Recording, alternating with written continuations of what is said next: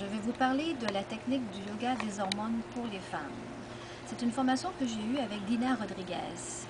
C'est une Brésilienne de 83 ans qui a été extrêmement épatante durant cette formation. Ça a été aussi une personne qui m'a beaucoup inspirée par son énergie, ses compétences et son professionnalisme.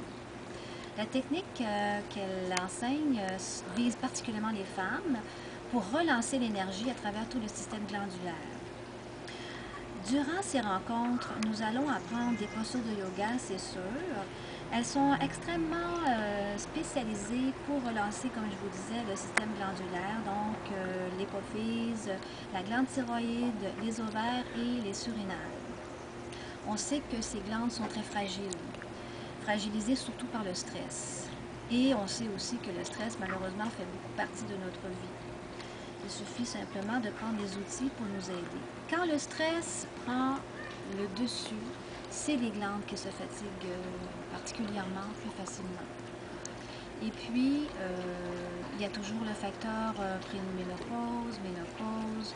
Donc, le yoga des hormones va nous aider à équilibrer ce phénomène-là.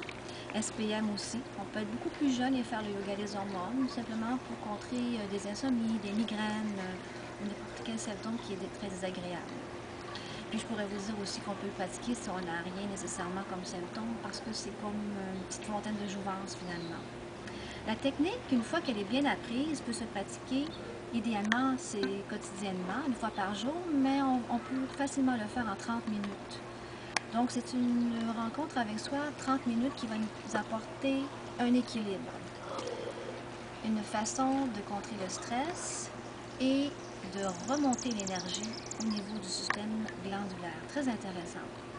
Étant donné que je suis aussi naturopathe, je vais joindre à cet enseignement la possibilité de faire des tests de salive via un laboratoire de Calgary qui nous offre des résultats très intéressants pour chacune. Donc, au départ, celles qui le souhaitent peuvent faire un test salivaire pour voir à quel niveau sont les hormones. Après 3 mois de pratique du yoga hormonal, on pourrait refaire un autre test salivaire pour voir l'évolution.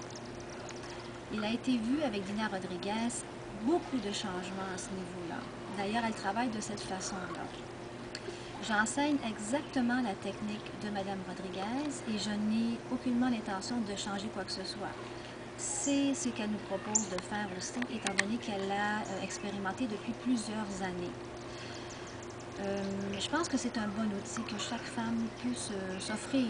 C'est un cadeau à se faire pour avoir une vie plus harmonieuse et profiter d'être une femme très longtemps avec une belle énergie.